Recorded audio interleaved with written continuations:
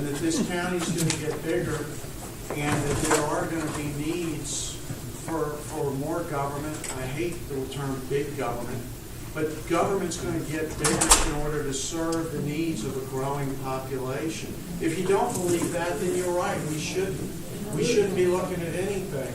But honestly, that's not what I believe and what I've experienced since I moved here more than 20 years ago.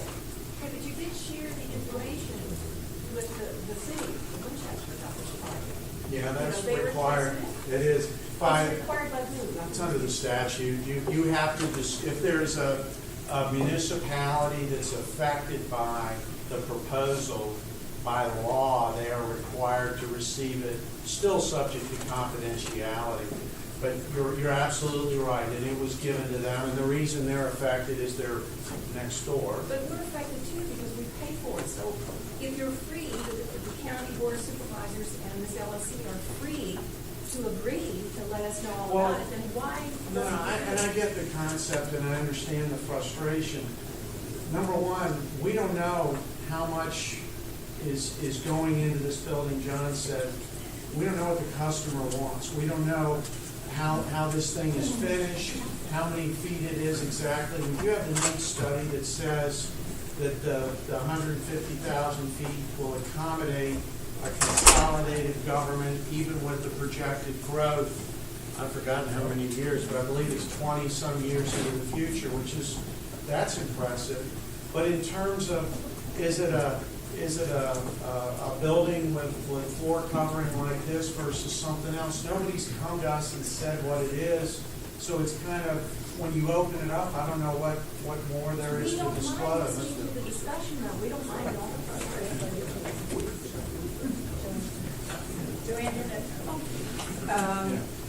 My question is, have you ever considered another area? I'm thinking about out on Route 11 by DMV, traffic lights up, roads going in, wouldn't have to build a bridge, wouldn't have to do all the road work and everything. You mean for the county building? Yeah. That's the county's call. There could be other areas that they're looking at. That's fine. Sell that piece of land and go out there. And as I told you, we're working on a rezoning. We're really excited about a rezoning that will be proposed and filed for this property. You wouldn't have a turnaround? No. Unfortunately, VDOT won't let that go. He would love to get rid of it. I've seen him turn red in the face talking to VDOT. No. The rezoning is going to go forward with or without the office building. And please understand, when I said I'm excited about a rezoning, Right, but you I'm wouldn't have to excited. spend all that money Which money?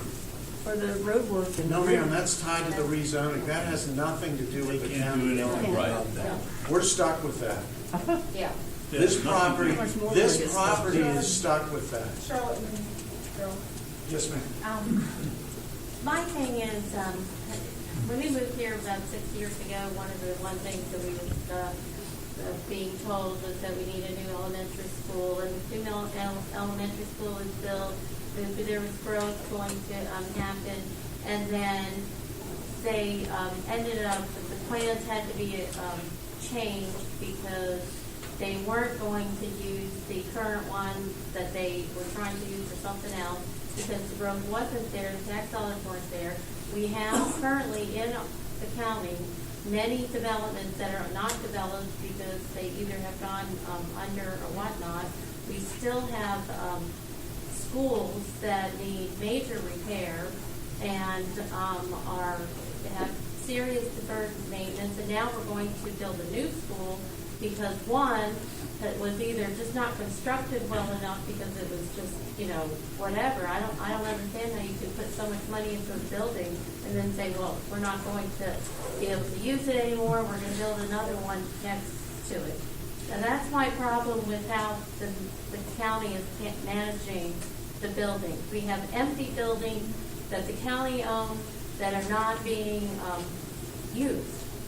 Yeah. And then we're being told that, well, we need to move. I'm all for the business part, the development part. I think that's great. It's good for the area.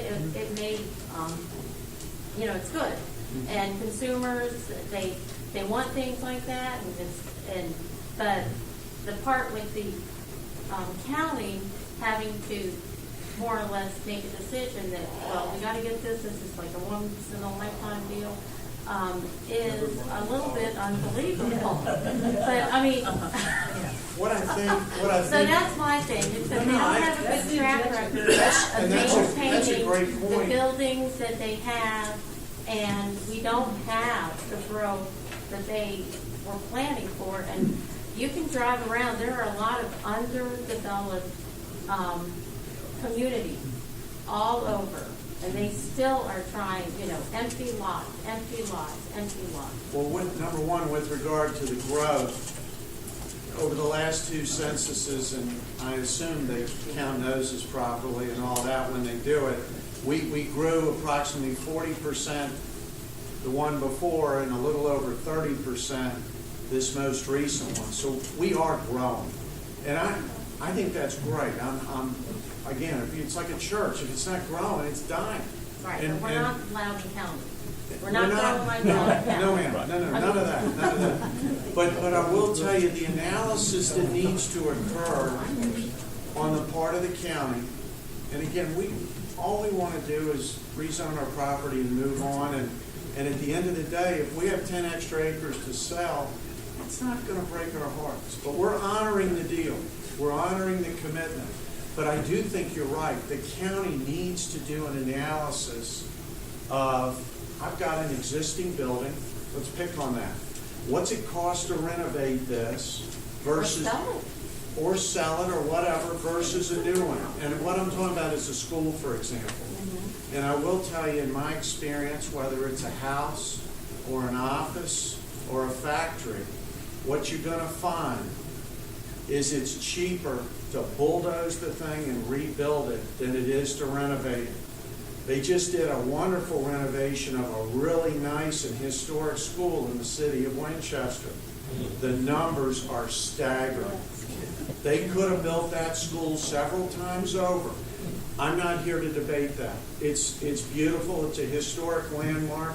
And, it's good that people do stuff like that. Mount Vernon is here. Monticello is here because somebody put a lot of money into those things. But that's not what we're talking about when we're talking about government. And responsible government does the analysis, and I'll bet you what they're going to find is it is cheaper, it costs less to build a new building and put it in service than it is to renovate the old Gainsborough School and those kind of things. I sat in on that, and it was sad watching patch jobs have been done to keep it going. But at the end of the day, to redo that thing was astronomical. But that's an analysis, and I'm not here to say I've done it. Well, I mean, I find it hard that you put that much money into a building and then you can't maintain it. I worked in real estate for many years, and you can have a maintenance program to renovate things. I mean, if it's not built right, then yes, you start out with problems to begin with. And it just seems to me that there's something, it's like a virus here. There's always a building that is, we got to build another one. It's not going to cost, it's going to cost the taxpayers less if we just, but it already costs that much money just to get the first one. So we're going to keep going on this cycle, and I don't think it's a good one. Yes, sir. So, All right. And my questions are, I've been reading up a little bit on these public-private enterprises, and it seems to me the potential for fraud in them is unreal high, because there's nobody that really watches out for the public end of it. They don't pick their own architects, as I understand it. They don't, and I'm not saying you're going to cheat. That's not the point. But the potential is there. It's like if you go down and you're expecting to come home with a Lincoln Continental and you end up with a Ford Focus, you're not going to be too damn happy. And I think that's basically what a lot of people are concerned with, because we've seen a lot of things around the county that have been done with grand hopes. Hanley High School is one. And if you really know how the workmanship that was done in it, is more than a little suspect. So, but then we have John Kerr, not a very old building, it's fallen down on their ears. We got Frederick County Middle School setting up there on a hill, and they want to close it next year, but what the hell are they going to do with it? Nobody seems to have a clue. I'm not, but I just, those are my concerns. They're not, I have no real quarrel with where you're talking about doing it. I understand, I have a quarrel whether we need it or not, but that's a whole separate story. But how does the checks and balances work when you have a public-private thing? Because I saw the thing down in Norfolk area where private people are building a tunnel, and now they got to have a $35 million bailout because it went south. Well, number one,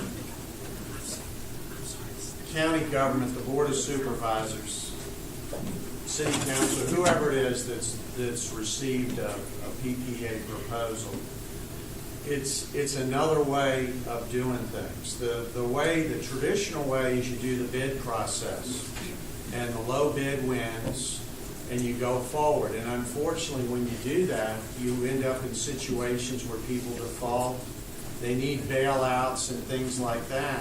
And so the PPA process is getting government closer to the way we do things in the private sector. I want to build a house, I want to build a building. I meet with contractors and I'm able to negotiate with them and get the best deal for me. And what the PPA process is it gets away from the low bid system, which there are a lot of examples of things that have fallen on their faces. I mean, locally, Lord Fairfax, the science building was awful. It was a low bid process, and if you believe the court cases, it was intentionally done that way so the contractor could get the job. And then he walked in and said, guess what, I'm going to have to do a change order. I'm a few million short. And it was an awful mess. Well, I understand. But the PPA allows the governing body to negotiate with the contractor and pick all the things you want. I don't like that architect. I want this other architect as a member of the team. I want to do a design build. You can build in a lot of efficiencies if you do it that way, and so on. And there's a lot of give and take. And we talk about disclosing it. That honestly hasn't happened at this point.